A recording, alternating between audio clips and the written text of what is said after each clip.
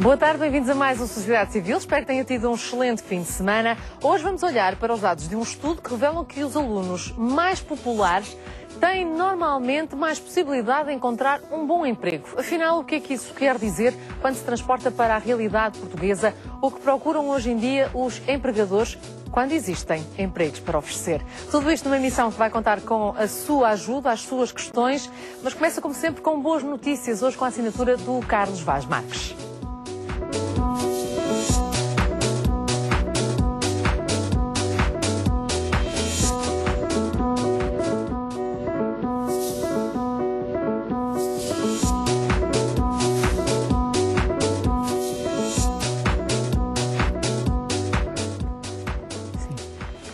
Boa tarde, Carlos Vaz Marques. Obrigada por estares aqui hoje connosco. Acima de tudo, para falarmos de boas notícias, num dia que está marcado claramente por um tema que vamos fazer para a semana, sopa, mas uma boa notícia...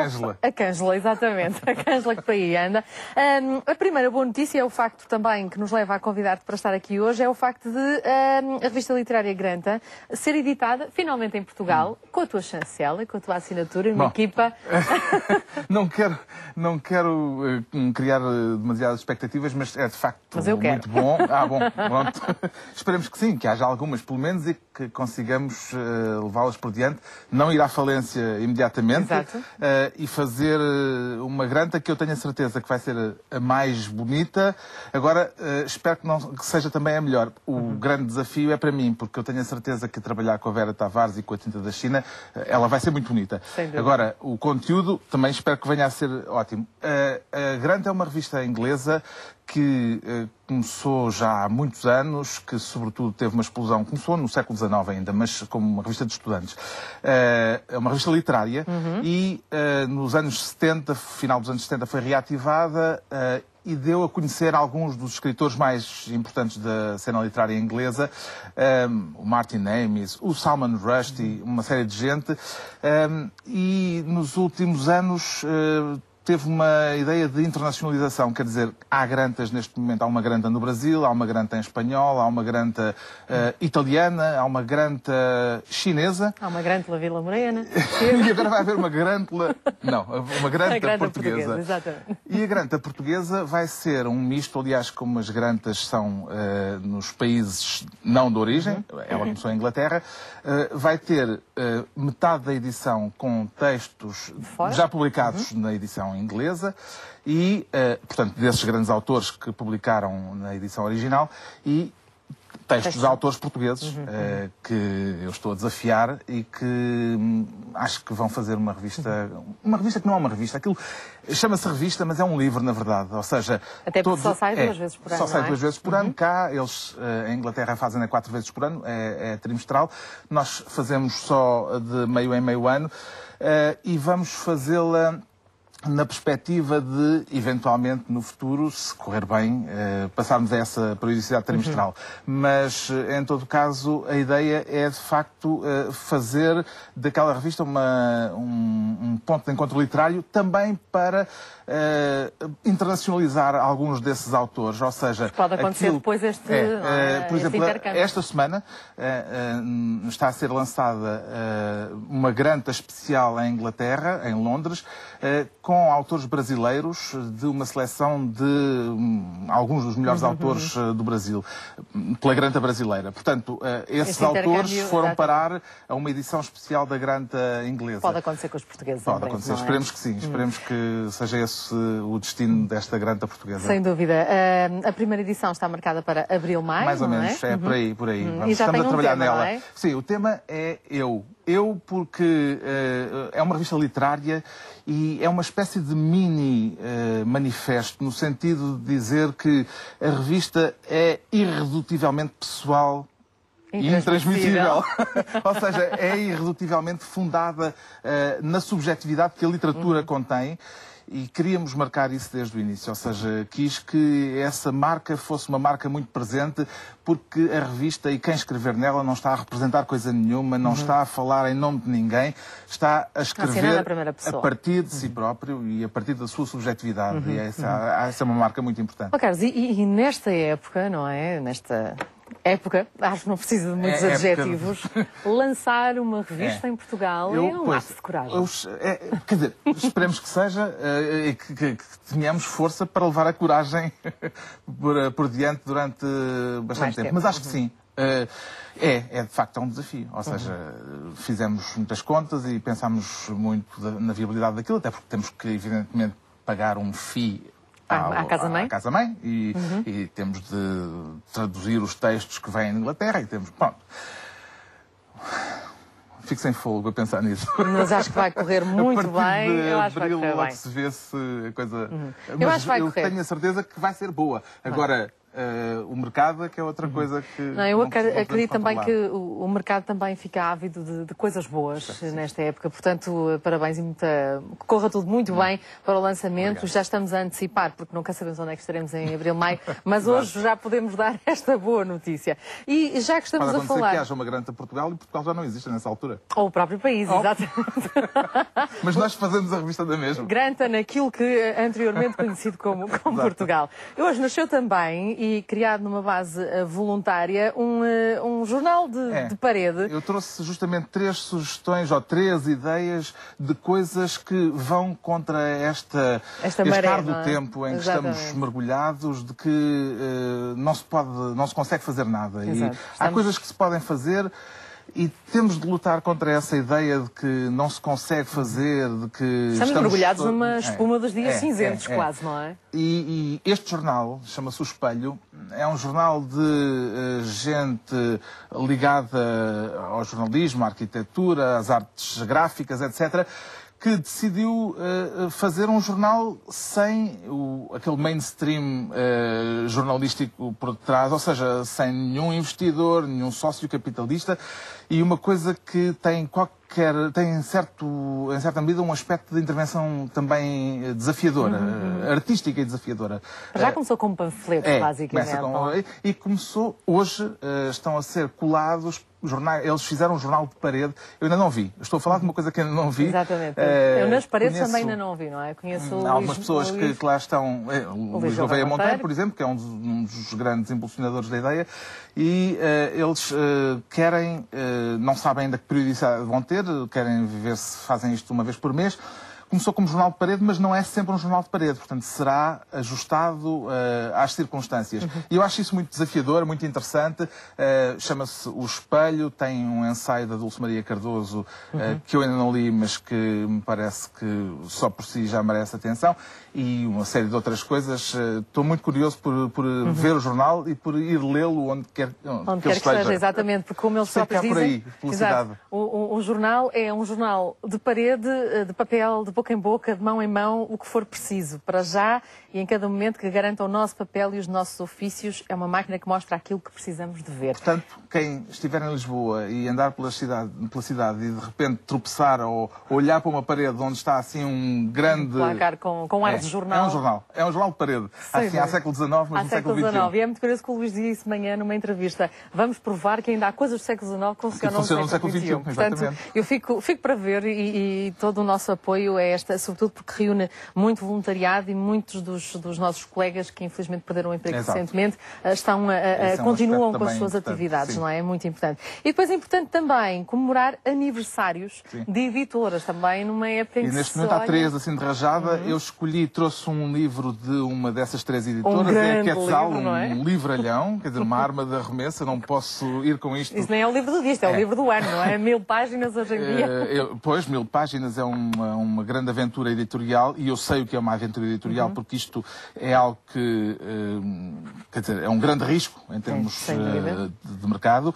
Chama-se A Piada Infinita, é de um autor americano, David Foster Wallace, que escreveu este livro, publicou este livro em 96. É um livro que tem vindo a crescer ao longo do tempo, à medida que sucessivas vagas de leitores o vão lendo e conhecendo, e tornou-se uma referência no mundo anglo-saxónico. O David Foster Wallace suicidou-se em 2008, e pronto, é um caso de um autor de culto, digamos assim. Tornou-se um autor de culto, e o livro só chega agora, mas chega justamente com esse aspecto de comemoração, porque a Quetzal faz 25 anos. Ao mesmo tempo está a fazer 25 anos a Sírio e Alvim, uma editora extraordinária de poesia, e não só de poesia, mas sobretudo com grandes poetas, e vai fazer 40 anos em janeiro, a Etc., que é também uma autora de coisas, digamos, do bricolage literário, mas com algumas coisas imperdíveis e com uma atitude também muito forte de resistência. E eu acho isso muito de saudar e gostava de chamar a atenção para este aspecto, que é o de continuar a haver tradutores que se sentam à secretária a traduzir, a trazer para cá, para a língua portuguesa, algumas obras. Por exemplo, um livro que a Tinta da China vai publicar, o Soldado Zweig, que é um clássico da literatura checa, que só teve uma edição parcelar em Portugal e que agora vai ter a edição integral, são 800 e tal páginas. Mais uma grande edição. Pronto, são essas, vai sair na coleção de humor do Ricardo Araújo Pereira e é um livro de referência que nunca tinha sido traduzido na íntegra para Portugal. Acho que é de valorizar que este trabalho, que é um trabalho verdadeiramente de persistência cultural, é bom que o valorizemos, acho eu. Aliás, e por falar em tradução, porque normalmente fala-se do autor, da capa, da editora, esquecemos sempre de referir os grandes tradutores que em Portugal continuam. Este livro foi traduzido pelo Salvador Teles Menezes e o Vasco Teles Menezes. Não sei em quanto tempo. Eu gostava de saber também, porque mas isto ainda por cima, eu não li ainda o livro, ainda não tive, o livro chegou-me há dias às mãos, ainda não tive tempo de o ler, mas tanto quanto sei, daquilo que já li sobre o romance, é um livro muito complicado em termos de linguagem e que justamente aposta muito na questão da linguagem e, portanto, imagino que terá sido uma tradução daquelas que dá água pela barba, são dois homens, portanto pode-se usar a expressão. Eu não sei quando é que eles começaram, mas é a primeira vez que eles estão a trabalhar em conjunto, pai e filho, mas eu gostava... Salvador Teles Menezes é um grande tradutor do Saul Bellow, por exemplo, de uma série de clássicos americanos. Eu só gostava de saber para podermos fazer aquilo que parece que está na moda, que é compararmos com os alemães, porque o tradutor alemão demorou 4 anos a traduzir este livro. Não sabia. Portanto, mas tu não vês os vídeos que circulam na net, porque há muita coisa que podemos comparar com os alemães, nomeadamente o tempo de tradução de 1000 páginas. Pronto, o tradutor alemão então, e não sei também quanto é que ganha o tradutor alemão, mas seguramente não ou quantos feriados tem, ou quantas vezes aparece de pijama à beira-tejo. Olha, Carlos, foi um prazer. Continuamos a ouvir-te por trás do Governo Sombra. Eu acredito que esta semana vai ser absolutamente deliciosa para o vosso governo. Temos matéria. Tem muita matéria. Muito obrigada e continuação de um excelente trabalho também com o livro do dia na TSF. Nós seguimos em frente com o nosso tema de hoje. Vamos tentar perceber se este estudo tem tradução para Portugal. Será que os alunos que são mais populares na escola, à saída, têm maior possibilidade de encontrar emprego? É de popularidade de que se fala quando entregamos um currículo? Vamos saber tudo isto no primeiro encontramento desta tarde. O que acontece com os alunos mais populares na escola quando tentam ingressar no mercado de trabalho e com os outros? Desenganem-se os que acreditam que os alunos mais aplicados na escola são os que em adultos têm carreiras com mais êxito. A conclusão a que chegou um grupo de investigadores norte-americanos é no mínimo surpreendente. Segundo a investigação, os estudantes mais populares no ensino secundário são aqueles que chegam ao mundo laboral e conseguem com mais facilidade conquistar um lugar de sucesso. A investigação levada a cabo por 4 norte-americanos consistiu num estudo que envolveu cerca de 10 mil homens e mulheres que terminaram os seus estudos nas escolas secundárias de Wisconsin em 1957. Os investigadores seguiram a trajetória do grupo de estudantes após saírem da escola, analisando as suas características sociais e as suas conquistas profissionais. Desta forma, descobriram que, passados 35 anos, os estudantes populares ganham mais 2% em salário do que os menos populares, ou seja, os antigos alunos populares não precisaram de estudar mais tempo para ganhar mais dinheiro. Mas o estudo vai mais longe e defende que se movêssemos um aluno dos 20% para os 80% de popularidade, o seu salário aumentava 10%. Mas como é possível medir a popularidade de um aluno em 1957? De uma forma muito simples. Os 10 mil estudantes de Wisconsin foram convidados a apontar 3 nomes entre os seus melhores amigos. Aqueles cujos nomes eram referidos mais vezes, os investigadores classificaram como os mais populares. Os autores do estudo avançam com algumas das razões pelas quais os estudantes mais populares teriam um maior salário do que os menos populares. Uma delas seria o facto de alguns contactos feitos na época escolar, mais tarde, proporcionarem a abertura de outras portas no mundo profissional. No entanto, a possibilidade que os investigadores consideram como mais provável é de que os traços da personalidade que faz um estudante ser mais popular são semelhantes àquelas que tornam alguém bem-sucedido no mundo profissional.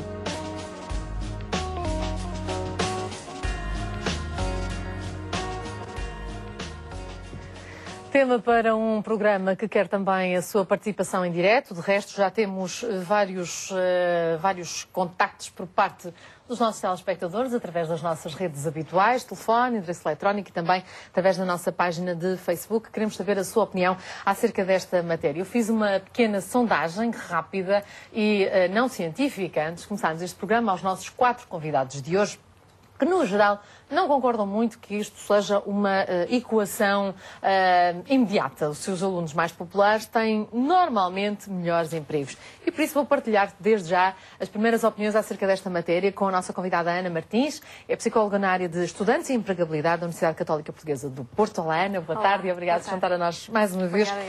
Esta frase pode levantar, assim, para já, contextualizamos, percebemos que estudo é este. Apesar de não ser feito em Portugal, achamos que era um tema curioso para trazer nesta época para Portugal e, sobretudo, numa época em que o desemprego jovem tem vindo a aumentar. Como é que olharia para no fundo, estas conclusões? Alunos mais populares terem os melhores empregos? Bom, em primeiro lugar, convém contextualizar o estudo. Não só diz respeito a uma realidade socio-americana, como reporta aos graduados do ensino secundário na altura de 1957. E a avaliação que é feita destes diplomados é feita na base daquilo que era o mercado de trabalho, seguramente, na década de 60, 70, 80 e 90, que é seguramente diferente daquela que temos hoje em dia, a realidade do mercado de trabalho e do mundo contemporâneo. Coloca questões interessantes à partida, porque os próprios autores, embora identifiquem então que de facto há aqui um aumento de 2%, eles utilizam modelos econométricos e, portanto, aquilo que dizem é que a popularidade é preditiva de maior rendimento económico no futuro. Acho que a parte mais interessante deste estudo é quando fala das outras variáveis possíveis, nomeadamente do background familiar que cada um destes alunos mais populares traz, em que há, de facto, muita investigação, agora voltando ao século XXI e à nossa realidade nacional também, e que há muita investigação que sustenta esta ligação entre dinâmicas familiares e os significados atribuídos ao trabalho e a forma como as pessoas acabam por interagir no mercado de trabalho. Exatamente, e é por isso mesmo, por hoje em dia existir também uma relação direta entre o ambiente familiar e o conceito de popularidade, que decidimos também desafiar a Confederação Nacional de Associações de Pais para estar hoje connosco, através da Cátia Cabrita. Olá, Cátia, boa tarde. Obrigada por se juntar a nós no nosso programa. Esta questão, para já, temos também que fazer eventualmente até uma análise do que é que significa ser mais popular. Um aluno violento pode ser popular. Um aluno que abandonou a escola e até foi detido por posse de algum tipo de material menos recomendável pode ser popular. Portanto, para já, classificar o que é isto de ser mais popular, não é? E como é que a família lida com este conceito de popularidade, acesso ao trabalho, valores, no fundo, não é? Então, boa tarde. É assim, eu neste momento sou estudante universitária, estou a concluir o meu curso de animação sociocultural no IXE. Isto de falarmos de um jovem popular tem muito que se liga. Eu acho que os jovens populares são aqueles que têm mais abertura, são mais extrovertidos, são jovens que têm uma capacidade melhor de socialização, mas também há aqueles jovens realmente que são populares e que realmente não são os exemplos para ninguém, não é?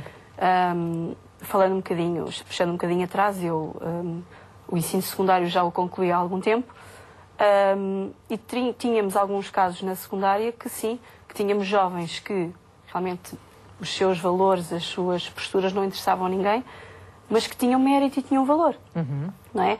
Porque desafiavam um bocadinho, e um bocadinho ao desconhecido, eram jovens, lá está, desafiadores, que não tinham medo de nada. é um bocado subjetivo este assunto. Claro. Em relação à minha opinião sincera, em relação aos jovens populares, eu acho que podem ser jovens com uma capacidade enorme de socialização, são jovens muito mais abertos, mas não podemos descuidar a parte do mérito e da inteligência, que tem que estar subjacente e tem que estar agregados a esta realidade. Não é? Portanto, o próprio conceito de popularidade merecia aqui também, e é um desafio lá para casa, afinal, o que é isto de ser o mais popular, não é? É o delegado de turma, é sempre o mais popular, não é? Aquele que se destaca por ser o que reúne uma manifestação, prepara uma corrida, o que é mais voluntário, o que é o mais popular, que é o mais popular, no fundo, o líder. Exatamente. Aquele que lidera, aquele que se chega à frente. A questão do líder é muito curiosa, não é? E por isso é que nós também decidimos desafiar uma empresária que trabalha sobretudo na área do coaching, Maria Duarte Belo. Muito obrigada por se juntar a nós no Sociedade Civil, até porque escreveu um livro em que juntou uma série de dicas, mandamentos, para saber estar, planificar, negociar, gerir, empreender e liderar. O top 10 dos negócios. Independentemente do que negócios também aqui queira dizer, não é? Pode ser para a vida. O popular é normalmente o líder? É normalmente o líder. Boa tarde a todos. É normalmente o líder. Nós não podemos esquecer que os populares têm uma elevada autoestima. Daí serem capazes de desenvolver com facilidade relacionamentos com os mais diversos tipos de pessoas. E isso faz com que seja popular. Tanto fala com um que é muito semelhante no seu caráter, como outro que parece não ter nada a ver. Depois há uma terceira característica que aqui nós podemos apontar do popular e que caminha para a liderança, que é a facilidade de falar em público, de comunicar, de persuadir. Reparem, há crianças que na escola, e a Cátia referiu isso, que na escola, mesmo com muito pouca idade, já são populares, são aquele que na turma incita à brincadeira, a fazer... É o que puxa a brincadeira, não é? Vamos fazer isto e vai tudo atrás. À partida e tal, umas vezes pior, outras vezes melhor. Reparem, mas há aqui umas características que têm sempre presentes, que depois são desenvolvidas ou não na adolescência e depois, mais tarde, na faculdade, e que as levam ou não para a vida adulta. Se entendermos o termo popular no bom sentido e não no mau, como também referimos aqui, não tem dúvida que o ser popular é aquele que tem maior alcance ou consegue uma maior rede de networking. Exatamente. Precisamente por essas características. Tem vindo a dar formação sobretudo nestas áreas, não é? Comportamento, comunicação, gestão da imagem. Estas competências, muitas vezes, de facto, Maria, não se aprendem na escola, não é? O que é uma pena. Mas há um nome técnico que são as soft skills. Mas estas competências extracurriculares, de facto, ou se apreendem na família, ou se não tivermos o tal ambiente que nos proporcione tudo isto, como é que podemos fazer? Chegamos a uma certa idade e frequentamos outras aulas, não é? E outras formações. E há realmente. E é curioso é que isso não tem uma idade certa para acontecer. Tanto acontece como um aluno universitário que tem dificuldade em expor oralmente um trabalho perante um professor e procura ajuda. Isso já aconteceu. Como um aluno que tem que ir para fora estudar e, portanto, está fora do seu ambiente familiar e não tem aquela facilidade logo hoje de se encaixar noutros ambientes, e acontece com alguns alunos que vão, por exemplo, de Erasmus. Uns já vão mais preparados, outros não, mas isso já tem a ver com as personalidades das pessoas, mas como eu estava a referir, independentemente da idade, nós vemos pessoas que já estão há algum tempo no mercado de trabalho e que têm competência técnica, e foi por isso muitas vezes que foram trabalhar para as empresas. Portanto, a competência técnica vem em primeiro lugar, mas depois é preciso saber relacionar-se. E é aí que chegam muitas vezes até mim, até a pedir a orientação, como casos curiosíssimos de que, imagino um diretor dizer que, Maria, eu quando chego ao pé da minha equipa, que está a tomar café no corredor, todos se calam. E eu não sei o que é que hei de fazer, porque eu gostava de falar com eles, gostava de perceber as conversas, mas eu não tenho muita vontade. Portanto, imagino que é isto numa pessoa que tem 30 e muitos anos, que está à espera de uma promoção e que sabe que esse é um ponto fraco no seu relacionamento com a equipa. Portanto, as suas competências técnicas são lá, e muitas vezes eles são diretores, neste caso era um diretor, e portanto, e tudo isto se ensina e se pratica. Exato. Portanto, é curioso. E não quer demais salientar também, e estamos agora também a fazer a ponte para a conversa com um dos diretores da Associação Nacional de Jovens Empresários, de resto nosso parceiro na sociedade civil, Diamantino Costa. Boa tarde, obrigado por juntar a nós.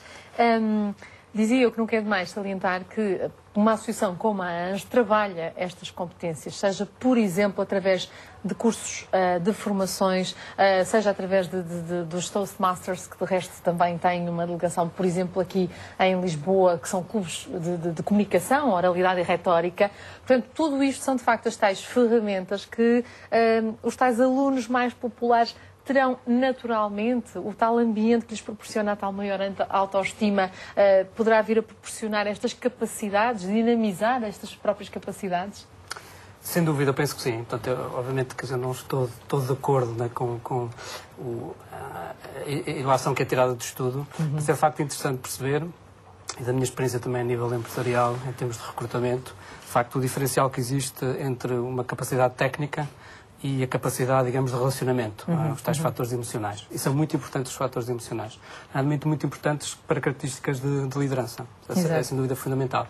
E o exemplo que deu do trabalho que a ANJ tem vindo a fazer, muito obviamente relacionado com a capacidade do jovem empresário, portanto, no fundo, ir mitigar uma série de questões do ponto de vista da aprendizagem ao nível até universitário, onde eu, facto, obviamente, nos últimos 15, 20 anos, acho que tem vindo a mudar bastante. E nota-se cada vez mais a preocupação, ao nível das universidades e na formação superior, de dotar de uma certa, tanto quer disciplinas, quer cursos, quer atividades extracurriculares, tendentes para a questão do relacionamento. E, de facto, quando convidado... Mas, se calhar, deveria começar até um bocadinho mais cedo. Sem dúvida, sem dúvida. Quando há o convite, o que me veio à imagem logo na questão da popularidade, obviamente a cultura norte-americana é muito forte, foi digamos, o capitão da equipa de futebol. E a cheerleader. E a chef claque. E, obviamente, de facto, olhando para o estudo, o estudo vai numa direção completamente diferente. Até essa ilação, se bem que se possa tirar, de facto, mas generalizar será complicado, o estudo aponta para uma métrica muito interessante, que é a métrica das relações de amizade. Portanto, que é indicado, digamos assim, por terceiros, como sendo uma pessoa amiga. É mais ou menos como ter muitos amigos no Facebook, não é?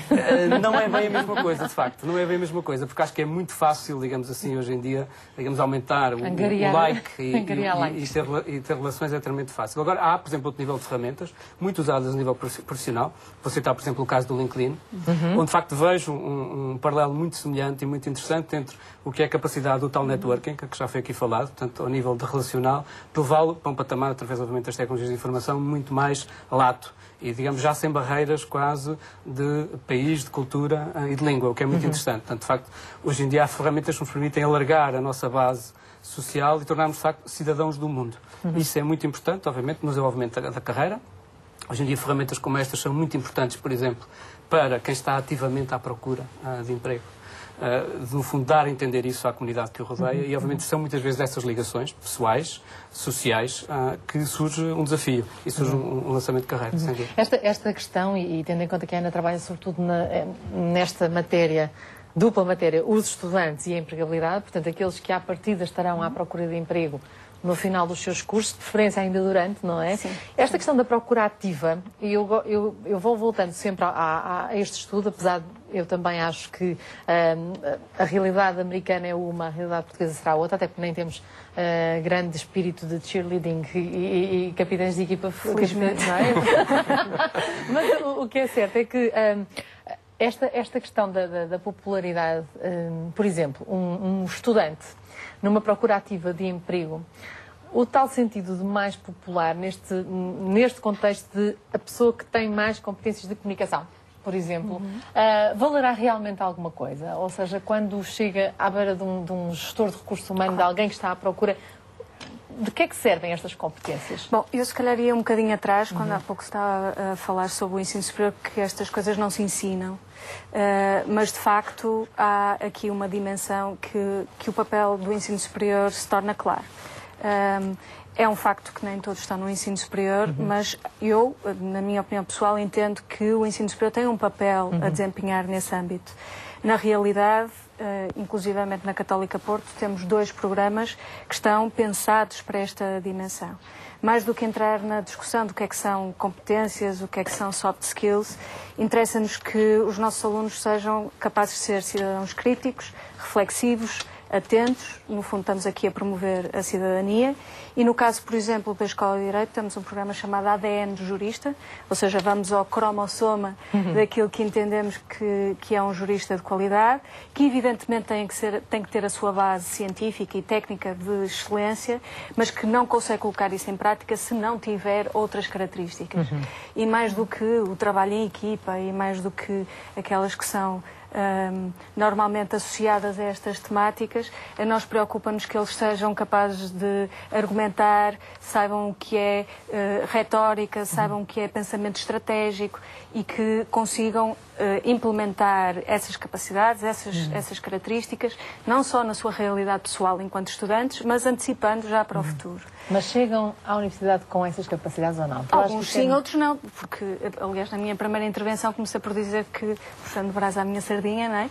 As dinâmicas familiares são as grandes responsáveis por estas características serem explícitas ou não, e por isso é que também... Está perante um aluno brilhante, mas tímido e que não tenha, por exemplo, capacidade de comunicação? Como sempre houve, sim. Aquilo que estamos a falar, por exemplo, são relações, o papel que as relações íntimas, por exemplo, com o pai e com a mãe, permitem aferir da exploração que aquele aluno, seja enquanto criança, seja enquanto adolescente, foi capaz de fazer acerca do mundo exterior. Isto é, a forma como ele se percepciona a si próprio, a forma como ele percepciona o mundo, se o mundo é ameaçador ou se não é. E a partir daí vai-se criando aquilo que em psicologia se chama a questão da vinculação segura aos pais, que lhes permite ter essencialmente 2 funções. Uma de porto seguro, isto é, queres partir, no caso, base segura, queres partir a explorar o mundo, força, e de porto seguro, se as coisas correrem mal, eu estou aqui. Isto vai contribuir para desestruturar a ideia de que o mundo é ameaçador. E, portanto, vai criando uma confiança básica, uma confiança estrutural, que depois é transposta, há um transfer, nomeadamente para as relações interpessoais. Ou seja, na minha opinião, este estudo chama a atenção para uma coisa importante, são as características pessoais, mas há algo que está a montante e que é mais determinante do que isso. Em relação à sua questão, é evidente que essas características têm que ser trabalhadas e o trabalho que é feito também a nível de intervenção psicológica no ensino superior também vai nesse sentido. Isto é, nós sabemos que eles são nossos emprestados, não é? Eles entram no ensino superior e se tudo correr bem, algum dia onde sair. E de preferência para a promoção da empregabilidade. E, portanto, nós também trabalhamos esse nível e, de facto, entendemos que a capacidade de relacionamento, da confiança e da segurança que nós transmitimos aos outros é uma variável que, regra geral, é muito apreciada pelos recrutadores. E eu não sei se concorda, não é? Porque, no fundo, não concordo absolutamente. E estruturando aqui um bocadinho isto tudo, nós não podemos achar que um ótimo aluno vá ser um ótimo profissional. As coisas não se passam inteiramente assim. Nem que um aluno que foi assim e andou sempre à faculdade conseguiu ter boas notas, mas conseguiu também ser da associação de estudantes, ir às festas todas que eram promovidas, não faltar a uma festa, a um baile, seja o que for, mas tendo lá as suas notas, enfim, médias, não seja um brilhante profissional. Portanto, já tenho visto, enfim, alunos muito bons, muito estudiosos, e isso é bom, mas que depois chegam à vida profissional e têm uma enorme dificuldade em passar da teoria à prática. Por isso se diz hoje, e se fala muito, de como as faculdades às vezes estão distantes do mundo empresarial. Portanto, há uma enorme diferença. Claro que nós tentamos que isso não aconteça ou que não seja assim. Mas não é tão claro que um grande estudante seja um ótimo profissional ou o contrário, não é? Portanto, porque senão as coisas já eram ditadas quase desde o berço. O menino que era bom aluno de sempre, tenho visto muito bons alunos até ao liceu, chegam à faculdade e andam 2, 3 anos à procura do curso ideal, entram num, não é este que eu quero, entram noutro, não é este. É natural que as pessoas procurem o curso que lhes dê. Mas, ou seja, andam ali 2 ou 3 anos num pântano, a patinar, digamos assim, e às vezes patinam o resto da vida toda. E ao contrário. E é precisamente também o contrário. Mas por alguma razão nos currículos não se envia, quando enviamos um currículo não enviamos apenas a nossa nota final de curso.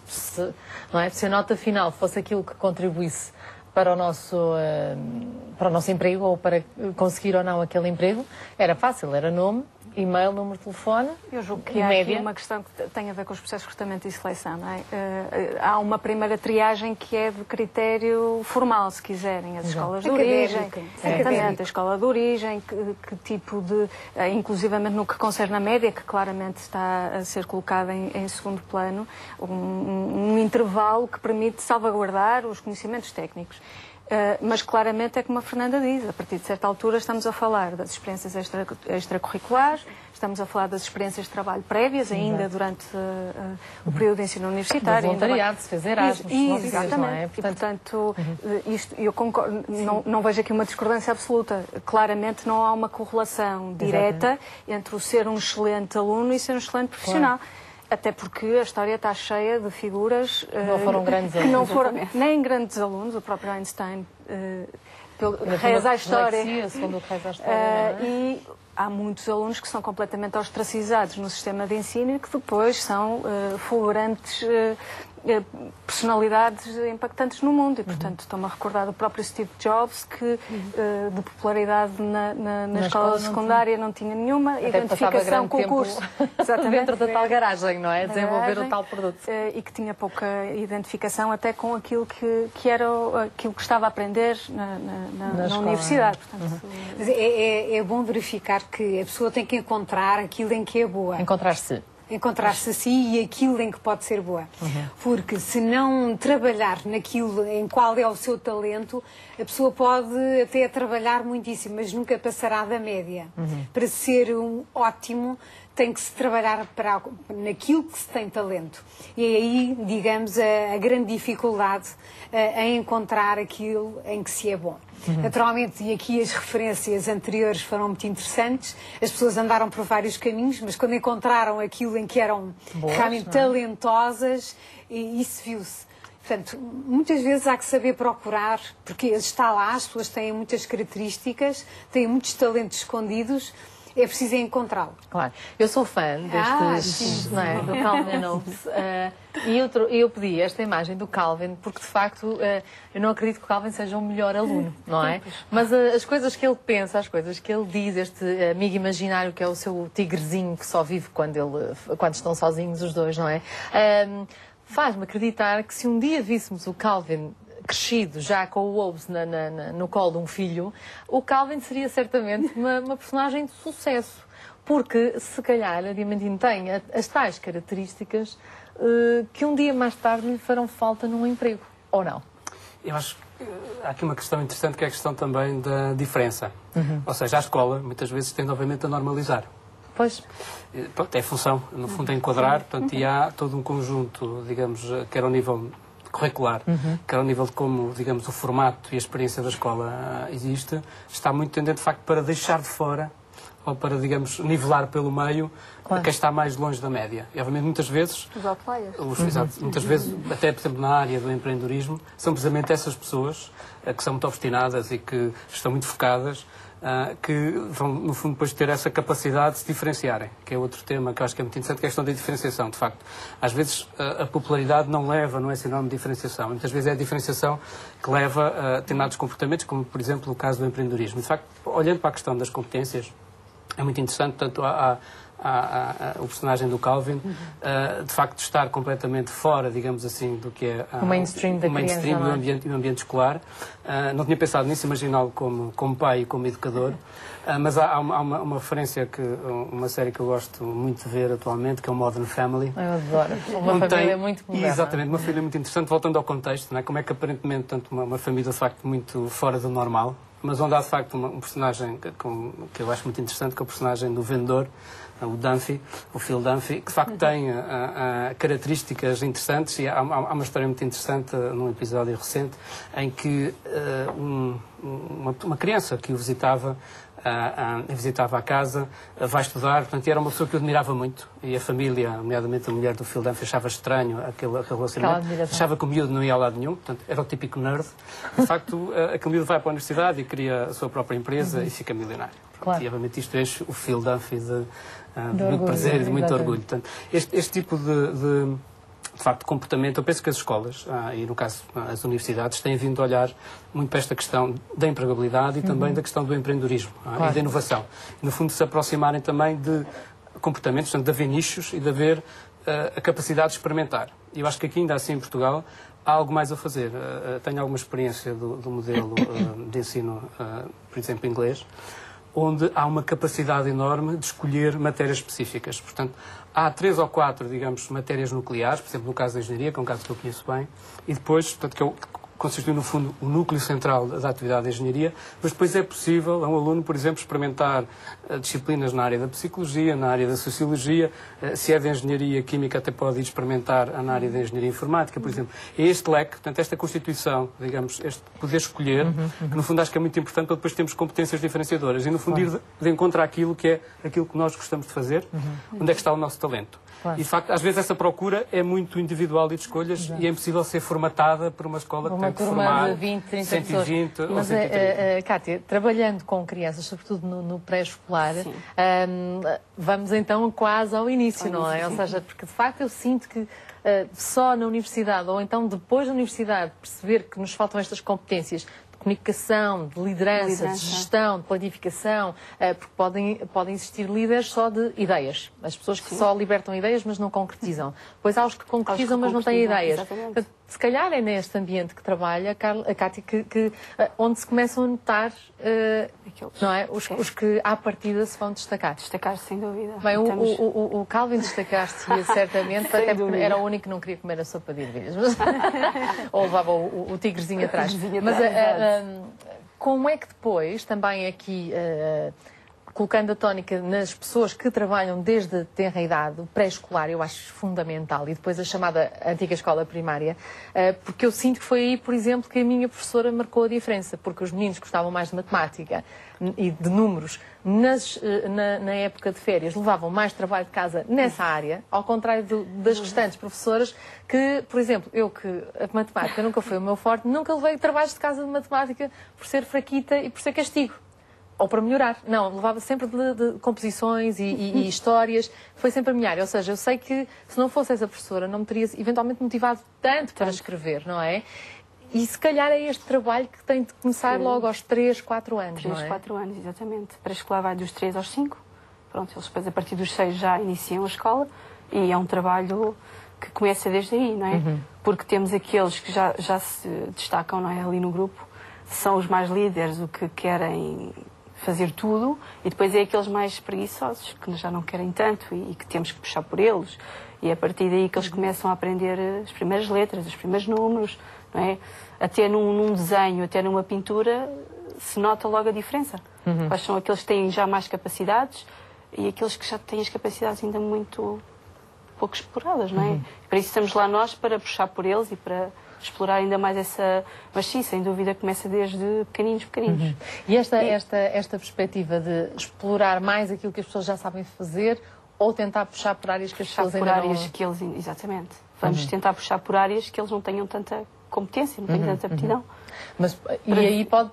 Até porque muitas vezes, e isto já avançando um bocadinho na idade, uma brincadeira ou um hobby em pequenino pode determinar, mesmo que seja muitos anos mais tarde, mesmo que seja o 3º ou 4º emprego, pode motivar, não é? Pode ficar lá a sementinha, não é? A sementinha, sim. Eu sei porque nós temos muitos, e amanhã vamos trazer, mais uma vez vamos falar sobre microcrédito, e vamos trazer muitos exemplos de pessoas que perante uma situação de desemprego foram buscar resposta àquilo que era um hobby, àquilo que era só um divertimento, não é? Exatamente. Portanto, estas competências também, Ana, se calhar... não se ensinam, não é? Aquilo que nós gostamos de fazer, não precisam, à partida não precisamos muito que nos ensinem, não é?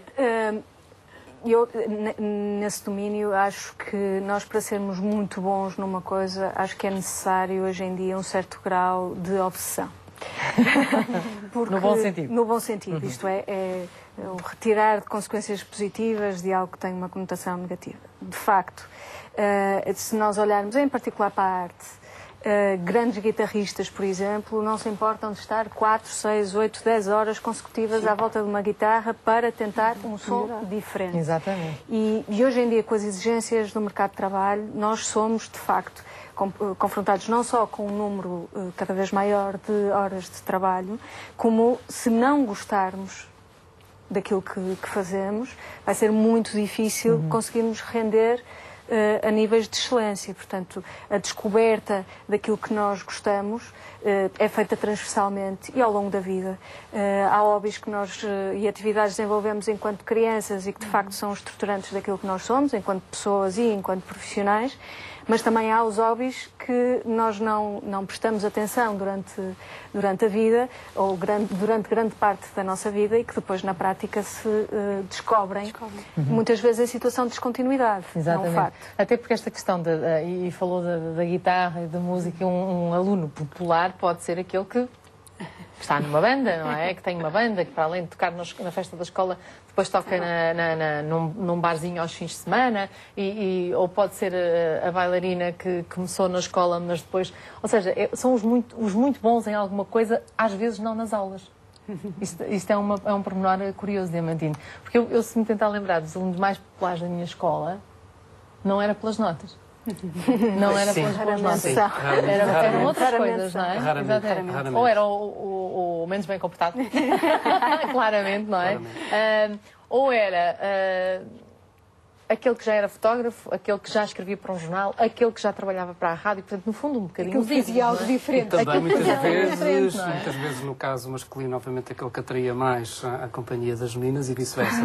Já conta a capacidade de atração. A capacidade de atração no sexo oposto também conta, acho eu, bastante. Mais gíria. Exatamente. Isso também conta como fator de popularidade, sem dúvida. Mas é curioso, de facto, como é que eu acho que isto faz todo sentido. Portanto, se conseguíssemos todos, de facto, exercer a nossa profissão, trabalhar naquilo que gostamos de fazer, daí a questão do hobby, acho que seria fantástico. Obviamente que nem sempre é possível e depois há, de facto, a necessidade de nos irmos adaptando, né, ao longo da vida profissional. Mas é um facto e, por exemplo, pensando no meu caso, e obviamente está ligado à gênese e ao que eu vivi quando era criança, tenho sempre esta ideia que um dia hei de investir e trabalhar, nem que seja como hobby, na área da produção de vinho. Tenho esta ideia, pronto, e obviamente estou a trabalhar num mundo completamente diferente, numa área completamente diferente. Para já. Mas tenho de facto este sonho, portanto, a questão daquilo que, obviamente, tem muito a ver, obviamente, com a psicologia, é de facto marcar o nosso traço de personalidade. E hoje em dia, por exemplo, nas empresas, é claro, na área do recrutamento, na área até da evolução da carreira, o facto de conhecermos a nós próprios, portanto, há uma série de testes, por exemplo, foi uma coisa que eu fiz, curiosamente, já demasiado tarde. Podia ter feito mais teste psicotécnico. O Myers-Briggs, por exemplo, vamos deixar aqui quem está mais à vontade, se calhar, para falar, de conhecermos um bocadinho a nossa resposta em termos emocionais, o tipo de personalidade, digamos assim. E foi algo que, de facto, eu fiz já dentro da minha carreira profissional e que é interessante, que nos ajuda a posicionar-nos, ok, eu sou uma pessoa mais deste tipo, mais racional, mais afetivo, ouço mais, sou mais conservador, sou mais atento ao risco. Mas isso também convém ir fazendo à medida que a idade vai avançando, não é? Acho que sim, acho que aos 15, 16 somos muito diferentes daquilo que viremos a ser aos 30, 40, não é? Provavelmente, mas é o facto que e depois, obviamente, há comportamentos, digamos, que podem ser treinados, mas é muito mais fácil, de facto, respondermos à nossa matriz emocional, emotiva, né? É a nossa intuição. De facto, isso é algo que, se pudermos encontrar para nos realizarmos profissionalmente, faz todo sentido. Posso puxar aqui da defesa da honra psicólogos e do trabalho. Eu olhar para a psicologia. Porque reduzir a avaliação aos testes psicotécnicos a mim preocupa-me um bocadinho. Eu venho de uma escola em que é como um pouco como a Fernanda diz, aquilo é uma fotografia naquele dia, naquela altura. E mesmo a questão do treino de competências acaba por não ser inteiramente consensual. Isto é, aquilo que normalmente se fala quando falamos de soft skills e de competências, falamos de um treino de algo que é observável e daquilo que é mensurável.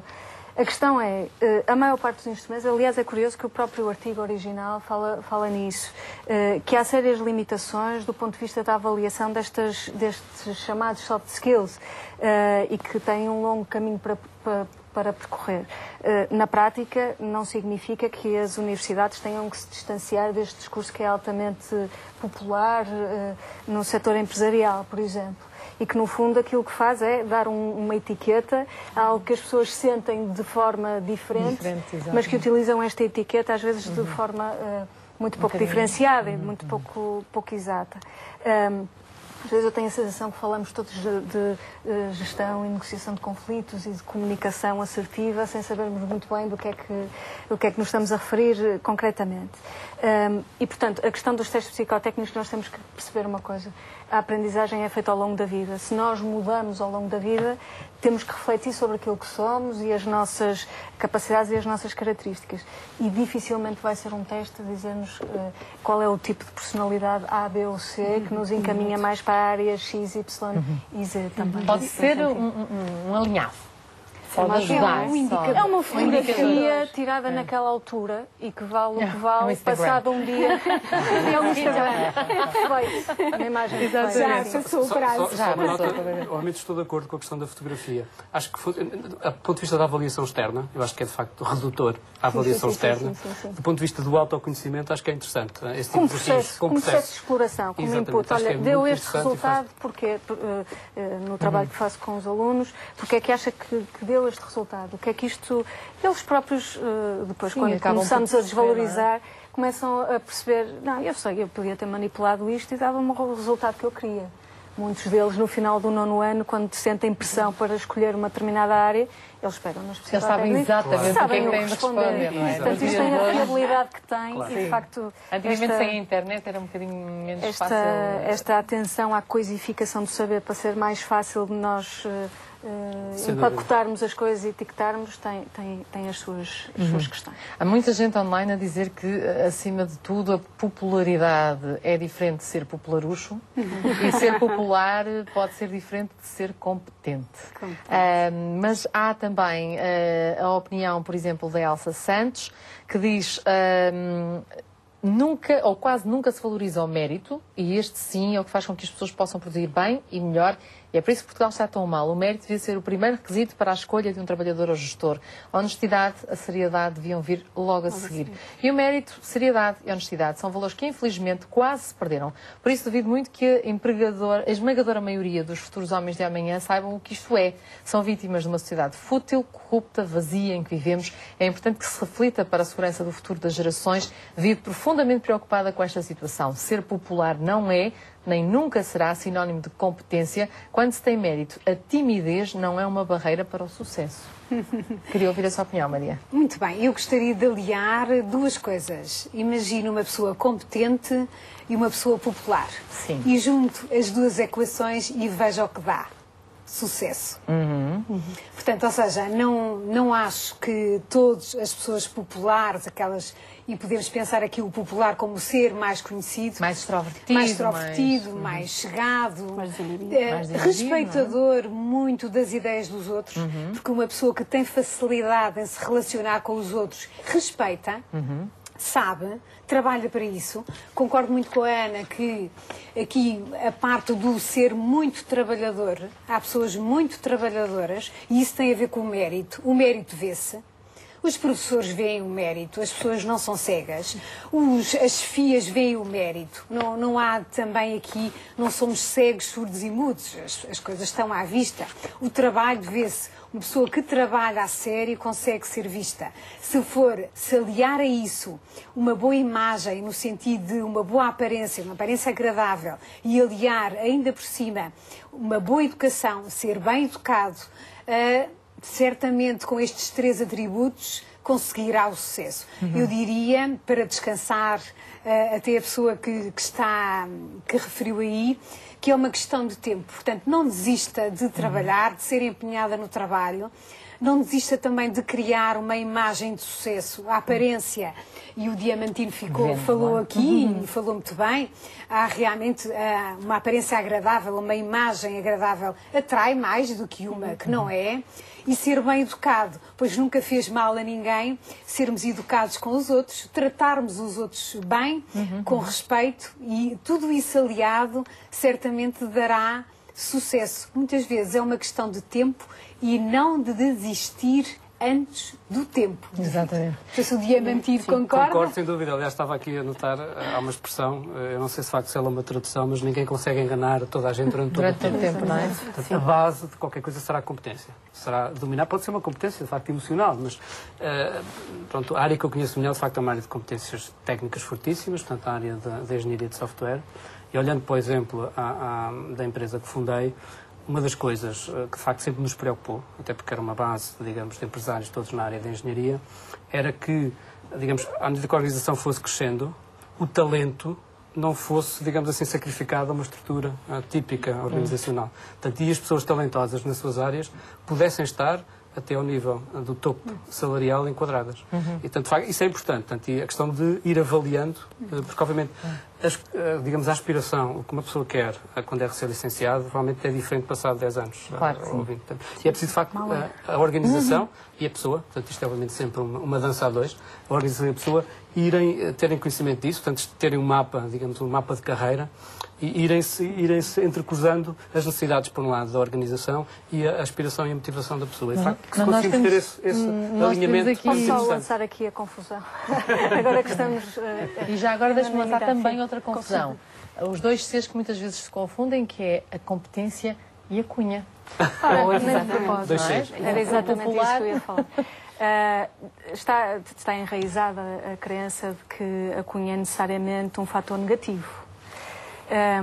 Não tenho dados recentes, mas dados de cerca de 7, 8 anos atrás dizem-nos que a forma pela qual as pessoas entram para a organização, para uma determinada organização, regra geral, não é através de critérios formais, isto é, pelas respostas a anúncio, pelas candidaturas espontâneas, pelos sites de emprego.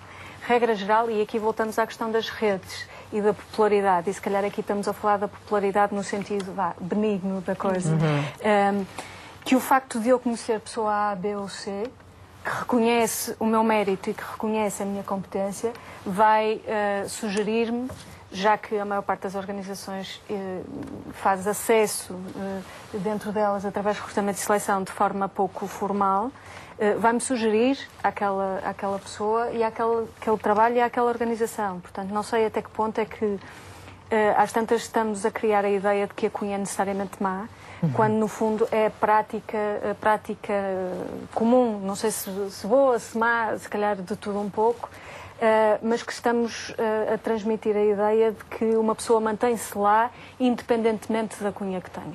E a experiência que eu tenho é que vejo que, sim senhora, as pessoas podem ter acesso por conhecerem determinadas pessoas a determinado trabalho, mas ninguém as mantém lá se elas não forem competentes e se não levarem aquilo que a organização quer. Bom, não sei que seja filho do patrão, vá. Temos de dizer isto. Também já vi donos de empresas a despedirem os próprios filhos. Exatamente. Até porque há muitas pessoas a falar da questão, e isto é um tema que abordaremos na próxima quinta-feira, a questão das competências adquiridas e depois a formação que hoje em dia tem quem recruta. Muitas vezes os patrões têm menos formação do que as pessoas que estão a tentar empregar, não é? Nós vamos agora obter a opinião também de um membro da direção da APG, a nossa parceria com a atual Associação Portuguesa de Gestão das Pessoas, é o novo nome da nossa parceria com a APG. Catarina Horta fala-nos do facto de muitas vezes as empresas procurarem talento, mas que esse talento não se traduz na média que trazem da universidade. Cada vez mais empregadores procuram talento nos novos recrutamentos e talento já não é sinónimo de bons alunos e médias elevadas. Competências técnicas, experiência de vida, capacidade empreendedora, atividades desportivas e ligadas ao voluntariado, bem como mais-valias extracurriculares, ajudam a somar pontos. Mas a tendência em trabalhar apenas na área de formação é comum à maioria das pessoas à procura de emprego. Verificamos isso entre os jovens e entre os menos jovens. As pessoas querem muito manter a área onde estudaram e querem muito manter a área onde já trabalharam. Nós assistimos a setores que estão em profunda revolução, a banca, a indústria farmacêutica, onde há milhares de profissionais que não vão conseguir manter as suas carreiras profissionais nessa área, mas que têm competências altamente válidas e que são aproveitáveis noutras áreas.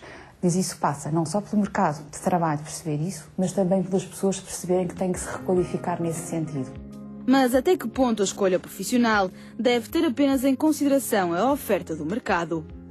Eu tenho aí uma resposta dual. Acho que, por um lado, as pessoas devem fazer aquilo que gostam. Portanto, eu dizer que eu agora vou para tecnologias de informação porque é, de facto, o que tem saída, mas depois não gosto de nada, provavelmente não dá bom resultado. A pessoa deve seguir algo que é vocacionado, que eu gosto de fazer, não obstante, depois deve estar aberta às escolhas profissionais do mercado. Não há nenhuma universidade que tenha um curso comercial. E as áreas comerciais também são daquelas relativamente imunes à crise. Continuam com bastante procura.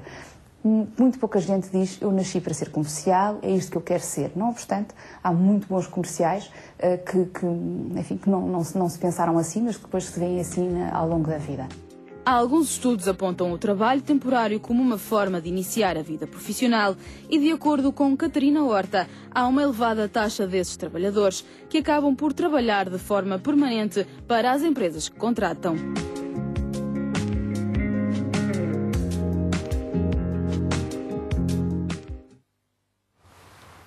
O que procuram então as empresas, e esta matéria nunca é a resposta única, não é? Porque não há propriamente profissões imunes à crise, mas há, Cátia, por vezes, e nós sabemos, relacionado aqui com o talento, a popularidade, aquilo que os miúdos gostam de fazer, temos que juntar, mais uma vez, o fator família à equação, sobretudo quando a família teima em que a criança siga um determinado percurso. Sim. Não é? Não podemos esquecer isto. Sim, não podemos, e o ambiente familiar e o suporte é a base para tudo, não é? Esquecer isto. Sim, não podemos, e o ambiente familiar e o suporte é a base para tudo, não é? Só que acho que nós, não é? Como estudantes, estou a falar na primeira pessoa, não é? Acho que temos que escolher aquilo que nós realmente achamos que temos talento e que gostamos. Não é por o que os pais nos querem impingir. Muitas vezes impingir, não é? Portanto, somos nós que vamos ser futuros profissionais. Portanto, nós temos que seguir aquilo que realmente queremos e que temos talento e que temos aptidão e que temos competências para isso. Sei que é difícil em certas famílias e em certas que vão muito pelo que os pais impingem. Claro. Mas depois o que acontece é que às vezes não tem desmotivação total, e não tem qualquer sucesso. Claro. E a relação do que o mercado de trabalho procura? Porque muitas vezes podemos estar perante um jovem que tem muito talento ou muita vontade de fazer um determinado curso. Sim. E o mercado de trabalho está a dizer por todos os lados, não vais por aqui porque não vai haver emprego. Pronto, exatamente. Eu acho que o mercado de trabalho procura, para já uma boa aparência. Seja logo a primeiro ponto. De seguida, eu acho que a pessoa tem que ter uma boa capacidade de socializar e de comunicar, e acho que isso são dois pontos fortes para a pessoa se destacar a nível de mercado e profissionalmente. E claro que daí vem as competências, vem tudo aquilo que já foi falado aqui, que é o importante, não é? Mas claro que nós às vezes vamos por caminhos que realmente o mercado de trabalho está cheio e que não é a opção mais certa. Exato. Se calhar é o mercado de trabalho português, não é? Nós temos é que perceber que hoje em dia o mercado de trabalho é todo. É todo, sim. 340 milhões na União Europeia, só ver. Exatamente. Mas depois a pergunta é até que ponto, e aqui juntaria as tais perspectivas do que é ser mais popular, normalmente mais extrovertido, mais à vontade, mais, deixe-me usar esta expressão, Maria, mais saído da casca e logo com mais vontade, por exemplo, de explorar outros universos que não o do bairro? Sim, os migrantes? Sem dúvida, sem dúvida. Todos têm necessidade de ver outros mundos, mas há uns que têm maior apetência para o fazer e há outros que não, que gostam muito mais do seu conforto, do estar em casa, de ser os maiores no seu bairro, se quiser. São os mais populares na minha rua, não é? Exatamente, e não são capazes de dar o salto, mas aí há também muito o receio, não é? O receio de que as coisas não corram bem. Mas deixem-me falar aqui de um outro aspecto.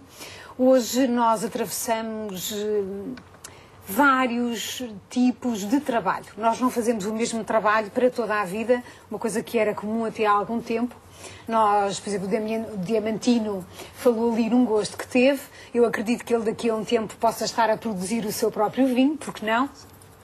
Eu próprio desejo fazer muitas outras coisas diferentes, porque não? E acho que estão ao alcance, e se não tiverem, farei para que o estejam. Construirá esse mapa, não é? Creio que o curso ou a escolha inicial não é de todo uma coisa finita, é apenas o princípio de muitas outras coisas. É apenas o curso, muitas vezes os pais podem indicar ou não indicar. Eu pedia-lhes que não se afligissem com essa primeira escolha. São muito novos, porque com 18, 19 anos é natural que hoje as pessoas façam uma licenciatura com 3, depois vão fazer um mestrado na área que agora acham giro e depois o caminho assim indicará. Exato, o GPS pode nos levar para tantos sítios. E podemos ter variadíssimas profissões ao longo da vida e ser felizes nelas todas. Exatamente, portanto, e mudar de 4 em 5 anos. Não tem que haver uma preocupação. Também há uma coisa que é, o mundo laboral, do trabalho, muda, está sempre a mudar. Isto é circunstancial.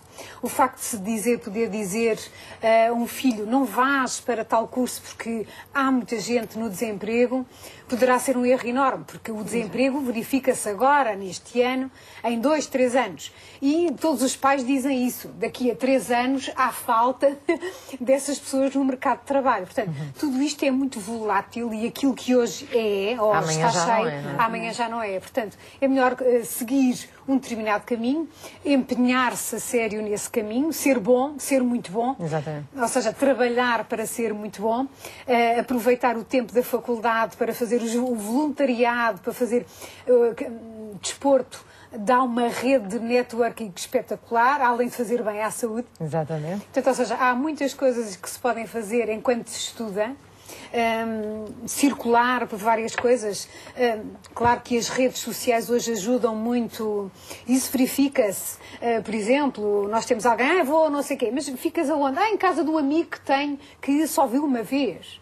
Mas isso não é problema nenhum. Portanto, ou seja, ele existe e ele tem lá uma casa. Portanto, tudo hoje é tudo muito relativo em relação aos empregos, às escolhas do curso, àquilo que é popular, àquilo de que será o marrão. Mas eu continuo a crer que não há mal nenhum em ser um bom aluno, não é? Sejam bons alunos, cá está o mérito e a competência. Pois havia aquela eventualmente falsa ideia, se calhar também isto é muito filme norte-americano, não é? Do tal nerd, do marrãozinho, da pessoa ratinho de biblioteca. Não é? Que é o ratinho de biblioteca, que nunca é popular e que é vítima de bullying e que é sempre, o Calvin, que há pouco mostramos, também é, não é? Portanto, há sempre o bully, não é? O mauzão que se mete com estes mais fraquitos, com estes menos... Fiona, mas às vezes há uns ratinhos de biblioteca que sabem tirar, não são tão nerds neste sentido. Eles tiram partido desse facto, quando são inteligentes e aproveitam, porque os outros alunos que não o são, vêm-lhe pedir os apontamentos. Pois. Ele é popular em uma certa medida, porque eles sabem que o não sei quantos foi certamente à aula. Portanto, é ele que nós vamos pedir. E há pessoas que... Há quem já faça negócio com isso. É empreendedorismo. Não é um ser popular diferente. Mas é popular naquela medida. Toda a gente sabe que ele sabe que foi à aula e que tem os apontamentos certos. Exatamente. E nas redes, essa pessoa pode não ser dentro da escola, dentro da faculdade, aquele que é assediado no recreio ou nos intervalos, mas nas horas dos testes pode querer que é aquele que naturalmente... Toda a gente quer ter ao lado, não é? Quer ter ao lado. Portanto, ou seja, o ser popular pode ter muitas variantes. Sem dúvida. E nos dias de hoje, com o tal networking, com as redes sociais, podemos criar popularidade positiva ou menos positiva. Deixem fazer uma pausa na conversa. Já voltamos para ouvir outros testemunhos também que estão nas nossas redes sociais. Mas vamos assinalar o Dia Mundial da Pneumonia. Decorre neste dia, precisamente, segunda-feira, dia 12 de novembro. A pneumonia é uma infecção do pulmão que é uma doença, como sabe, com consequências graves para o doente, elevados custos para a sociedade. Pode afetar doentes de todas as idades, mas em especial os mais jovens e os mais idosos. Por isso mesmo, hoje é um dia também de sensibilização aqui no Sociedade Civil com o Presidente da Sociedade Portuguesa de Pneumologia, Carlos Robalo Cordeiro.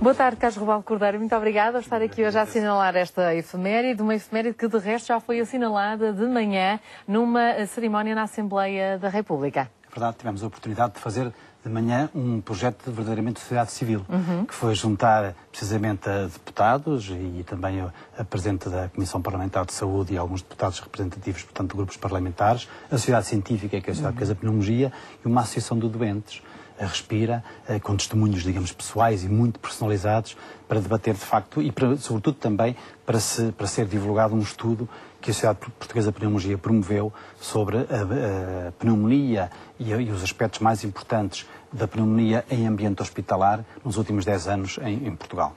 Isto é um estudo, de facto, retrospectivo, analisando 8 milhões de internamentos. A conclusões é que chegaram?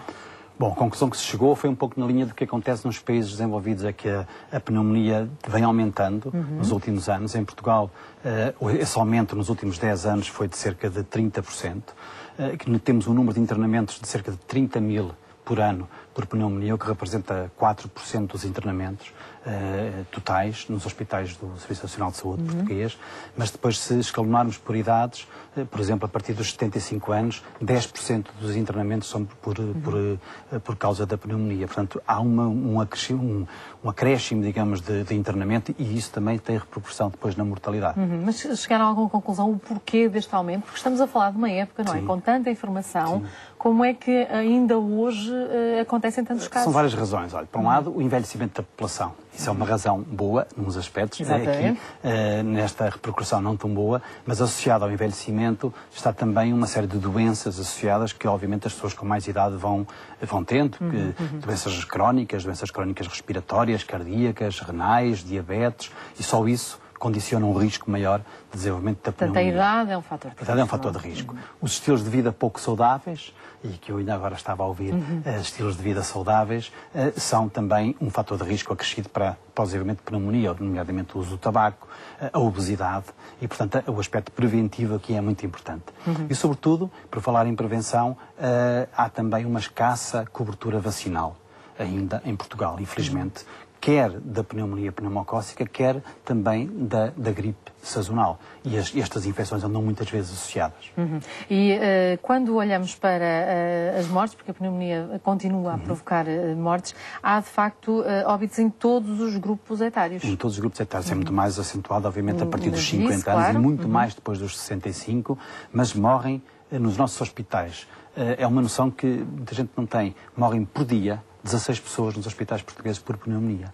São internadas por dia 81 pessoas por pneumonia nos nossos hospitais e morrem 16. É imensa gente. Por exemplo, por infarto de miocárdio. Morrem menos pessoas. Morrem 3 neste momento, por dia, nos hospitais. Mas, no entanto, valorizamos muito mais um infarto de miocárdio do que uma pneumonia. Pois. Já porque normalmente começa por aquilo que é uma simples e vulgar constipação e que não é valorizada, será por isso? É um bocado isso. Mas também porque também não tem havido, digamos, sensibilização. Não é? Eu julgo que neste momento estão criadas condições para que isso aconteça, até porque neste momento, no âmbito da Direção-Geral da Saúde, foi criada um Programa Nacional de Doenças Respiratórias. Exatamente. Portanto, colocando a doença respiratória também nos eixos estratégicos e prioritários da saúde em Portugal, como aconteceu com a doença cardiovascular. E devo dizer que nos últimos 5 anos diminuiu em 25% a mortalidade hospitalar por infarto. Quer dizer, fez efeito a sensibilização, a informação, a estratégia, e espero que também para a doença respiratória isso aconteça em breve. Sem dúvida. E de forma também a sensibilizar e informar a comunidade sobre esta questão e, sobretudo, os problemas relacionados,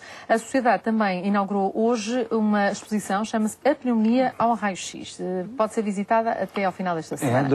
No edifício Assembleia da República está uma exposição que foi feita com informações que são escritas em suporte parecido com as radiografias, com luz por trás. É, de facto, do seu ponto de vista visual, bastante interessante, e nessa exposição estão, de facto, expostos todos os aspectos mais importantes da pneumonia, desde o que é uma pneumonia, como se propaga uma pneumonia, os números mais importantes, digamos, do hospitalares, da mortalidade, a prevenção, a necessidade de se vacinarem os doentes, enfim, todos estes vertentes estão presentes nessa exposição que esta semana está na Assembleia da República. Portanto, para visitar esta exposição, ou então, obviamente, também visitando a página oficial da Sociedade, onde há, Carlos, muita informação, não apenas acerca da celebração desta efeméride, mas, acima de tudo, o trabalho que a Sociedade Portuguesa tem vindo a promover, nomeadamente parcerias que tem estabelecido por exemplo, com a Santa Casa de Misericórdia de Lisboa, outro dos nossos parceiros do Sociedade Civil. É verdade. Nos últimos 3 dias decorreu o Congresso Nacional da Sociedade de Pneumologia,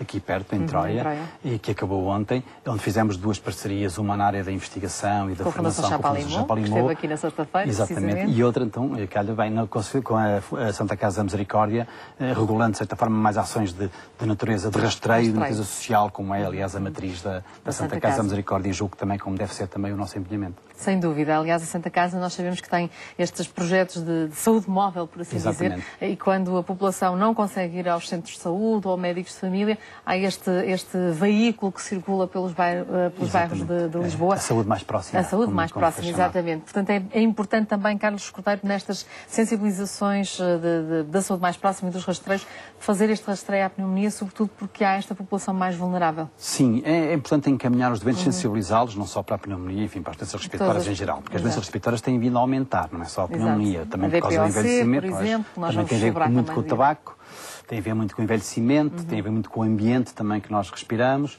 há uma série de fatores e sobretudo a idade que condiciona muito maior volume de doença respiratória e doenças crónicas, não apenas respiratórias. Eu não sei se esta é a semana do pulmão, mas sei que vamos falar muito de pneumologia hoje, quarta-feira sobre a DPOC e sexta-feira vamos antecipar o dia mundial do não fumador. Não é bem a semana do pulmão, mas calha haver uma série de efemérides. Olha, que eu acho que é uma forma ótima de juntar vários parceiros, juntar aqui e fazer já, sendo a seguir ao São Martinho, a semana do pulmão. É verdade. Pode ser uma estratégia de comunicação e sensibilização. E por isso também organizámos o Congresso de Pneumologia perto destas datas, para começar a promover, de facto, todas estas comemorações que vão acontecendo ao longo da semana. Portanto, aqui fica esta nota. Ao longo da semana falaremos certamente e mais uma vez de alguns dos resultados deste Congresso. O Presidente da Sociedade Portuguesa de Pneumologia teve a amabilidade de nos trazer aqui estes resultados. Fica o convite até 16 de novembro na Assembleia da República, o novo edifício da Assembleia da República, para conhecer a pneumonia ao raio-x. Muito obrigada, Carlos, por ter estado aqui hoje connosco. E há também outras iniciativas que marcam a agenda da sociedade civil. São iniciativas dos vários parceiros que reunimos aqui diariamente.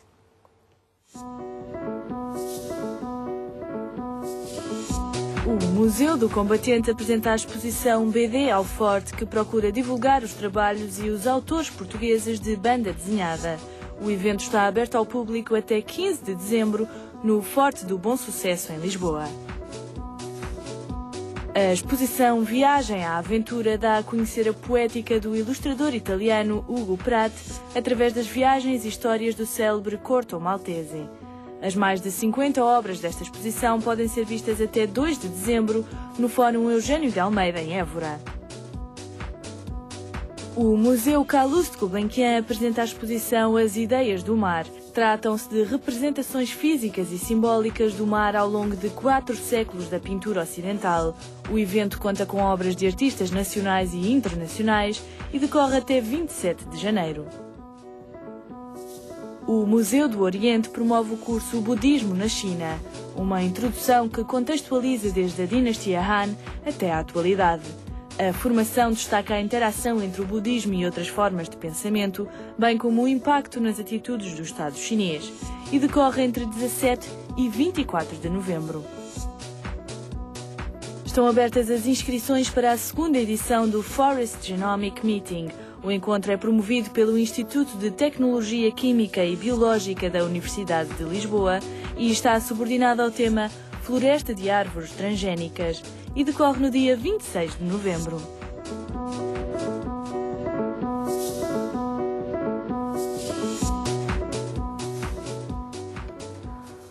Voltamos ao nosso tema principal, a questão da popularidade, se está ou não ligada a conseguir melhores empregos, porque depois também temos de perceber o que é o melhor emprego. É aquele que nos dá mais dinheiro ou é aquele que nos dá mais prazer? Mais, no fundo, encontrarmos-nos também na concretização de uma profissão. Porque há, depois de Diamantino, também, se há subjetividade na popularidade, um bom emprego também é muito subjetivo, porque há pessoas que estão felizes não tendo, digamos, o orçamento que poderiam ter num outro tipo de emprego, por exemplo, não é? Claro. Aliás, portanto, o estudo que baseou, digamos, suscitou este programa, estava claramente orientado para a questão do salário, não é? Obviamente que acho que é importante, é uma questão muito importante e concretamente nos tempos que vivemos em Portugal, sente-se a importância de poder, digamos, sobreviver à austeridade. Agora, de facto, o que é um bom emprego? Obviamente que é algo que é pessoal. E portanto, as pessoas têm que fazer as suas escolhas, têm que balançar, digamos assim, os vários equilíbrios. Eu, por exemplo, estou numa fase em que dou muito valor à questão da família e poder acompanhar as minhas filhas. E estou a tentar claramente estar o modelo que eu chamo work hard, play hard. Portanto, estar mais durante a semana, por exemplo, de segunda a sexta, mais ocupado e poder ter tempo livre ao fim de semana. E, obviamente, que isto está no limite a ver com a questão da felicidade. Quer dizer, o que é que cada um individualmente escolhe, em termos de valores, o que é que quer para si. Portanto, acho que o importante é ser feliz. Portanto, e, obviamente, para algumas pessoas, a realização profissional e, digamos, o que está associado, em termos monetários, um bom salário, é muito importante. Obviamente que há sempre um limiar de conforto. Portanto, há um nível de conforto a partir do qual, digamos assim, mais investimento não terá provavelmente mais retorno desse ponto de vista do que ambicionamos. Portanto, eu acho que tem que ser mesmo uma questão individual. Portanto, deixe-me voltar um bocadinho atrás àquela questão da empregabilidade, né? Dos pais muitas vezes estarem a olhar para o futuro dos filhos e tentarem condicionar. Exato. Esse é um critério importante, o critério de garantir um conforto mínimo, não é? Para subsistir, para sobrevivência. E depois, a partir daí, de facto, acho que depende muito das pessoas. E, de facto, é difícil, no papel de pai, condicionar muito. Obviamente, também é difícil, eventualmente, ver essa angústia antecipada. Mas é algo, lá está, e acho que o erro também faz parte da aprendizagem.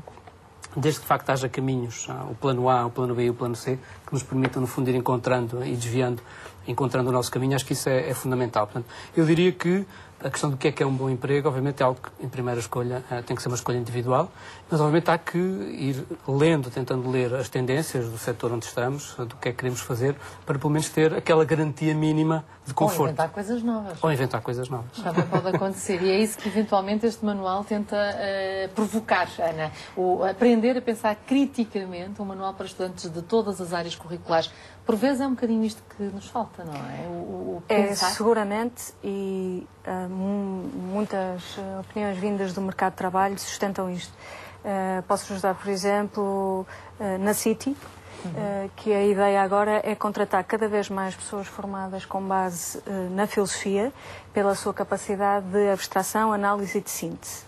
E esta temática do pensamento crítico já há muito tempo que está a ser alvo de muita atenção nas universidades americanas, e na Católica Porto nós desde há 2 anos atrás que estamos associados a esta visão pioneira daquilo que são efetivamente os fatores críticos de sucesso. Só para trocar por miúdos o que é o pensar criticamente. A ideia de que os estudantes podem formular questões e problemas de forma clara e precisa. Procurar informação para responder a estas questões. Saber distinguir aquilo que é uma informação relevante da informação irrelevante e, muitas vezes, reformular a questão inicial.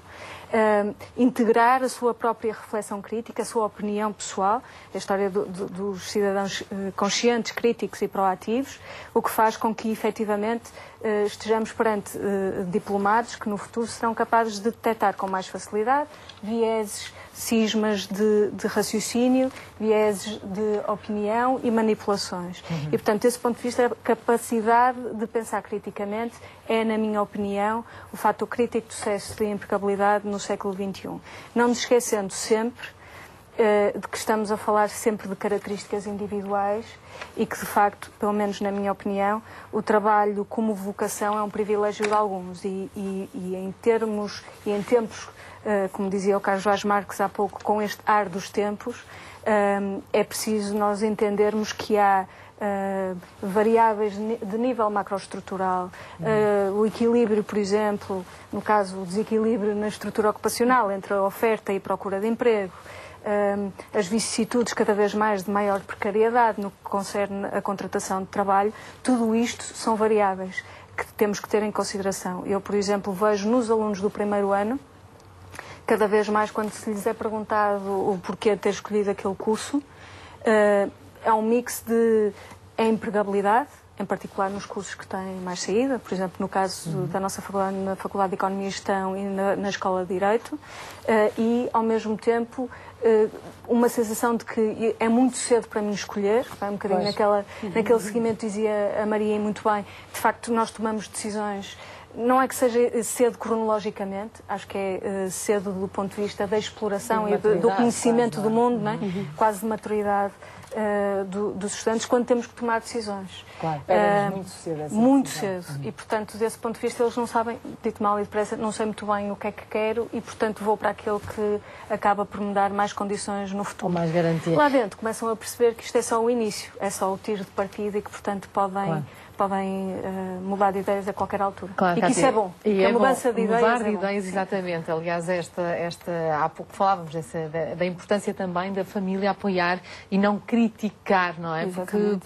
E daí este livro, eu acho que é uma edição da Universidade Católica, a editora mesmo na cidade do Porto, portanto, a ter acesso a este livro é através da Universidade Católica, mas dizia eu, o facto de nós também, enquanto pais, promovermos, e eu falo enquanto mãe não biológica de tantas crianças, mas que lida com tantas crianças no dia-a-dia, ensinar as crianças a pensar criticamente, não é? A filosofia para crianças é algo que eu quero trazer aqui à sociedade civil em breve. Pôr as nossas crianças a pensar, não é? E não só a pensar como é que vão ser os mais populares. Pois, e é complicado, porque estamos a falar de crianças muito pequeninas, não é? E são crianças que estão misturadas, portanto, temos crianças de 3, como de 4, como de 5. E realmente é uma tarefa difícil tentar estimular as suas capacidades ao máximo e tentar perceber. É algo complicado, mas é desafiante. É desafiante. E é um desafio que hoje em dia parece-me os pais têm de ter, para além de tudo, não é? Sim. Eu gostava de acrescentar um A, aí ao pensar criticamente e gostaria de sublinhar o pensar criativamente. Sim, o lado criativo. O lado criativo. É interessante a junção dos filósofos e da filosofia, do pensar o porquê das coisas, não é? Naturalmente, há muitos gestores e havia poucos filósofos, portanto, a junção dos dois, ou seja, porque o filósofo depois também não pensa em números, é preciso o gestor para pensar em números, para as coisas darem certo. Portanto, eu aqui juntando o pensar criticamente, gostaria de acrescentar o criativamente, porque o sucesso, do ponto de vista empresarial, está sem dúvida em juntar ou criar equipas multidisciplinares. Claro, portanto, e é isso que muitas vezes um bom gestor, mesmo que seja o seu primeiro emprego, ou criar o seu primeiro emprego, e sei que dão essas formações também, no sentido de saber criar a equipa certa. Muitas vezes pode ter o mais popular, o menos popular, o mais criativo, o menos criativo, não é? Exatamente, e de facto a orientação em termos de personalidade é muito importante para se fazer o tal puzzle, não é? O encaixe. Exato. Deixa-me só notar aqui a questão que se falou de facto começar muito antes da universidade, e também é algo que na ANGE temos estado a tentar endereçar, portanto a questão do empreendedorismo, da criação da sua própria empresa, é algo que tem, digamos, em Portugal se calhar 20 anos, a ANGE empenhou-se muito nesse processo, mas claramente hoje acho que ao nível do que é, digamos, a saída profissional após a universidade, acho que é uma batalha que está, se calhar não ganha, mas começa a ganhar-se. Ou seja, existe de facto muita apetência por encarar esta possibilidade de, em vez de eu ir trabalhar para uma empresa, vou criar o meu próprio emprego. Exatamente. Acho que é uma cultura que pode começar mais cedo, ao nível da escola primária, por exemplo, do ensino básico. E, nomeadamente, acho que é muito interessante, pronto, e mais uma vez as escolas, os agrupamentos escolares podem, através de parcerias locais, e a Alcance está muito empenhada, fazer esta promoção, fazer, de facto, no seu ambiente, esta promoção, não só do empreendedorismo, mas até de uma certa cultura também de orientar o que é que eu quero ser, tal conhecimento, e a literacia financeira, que é muito importante. Por exemplo, estamos, por exemplo, nós num programa com a Caixa Geral de Depósitos também nessa linha, portanto, pequenos empréstimos. E nós, no último programa em que falamos sobre o papel das universidades, falamos muito também as universidades serem incubadoras de boas ideias que podem vir a dar bons negócios. Aliás, é mais ou menos também por aqui que amanhã teremos um novo tema. Já não temos mais tempo e por isso despeço-me dos nossos convidados esta tarde. Muito obrigada. Amanhã vamos falar sobre o microcrédito. Vamos perceber como é que muitas pessoas, cada vez mais, procuram a ajuda nesta ferramenta de financiamento para o próprio negócio. Antes das despedidas, tempo para a agenda dos nossos parceiros. A partir de hoje, tome nota, vamos destacar todos aqueles que são gratuitos, porque numa época em que o orçamento está reduzido, convém saber que os parceiros da sociedade civil têm muitas e boas atividades grátis ao seu dispor. Eu conto consigo amanhã às 2. Até já.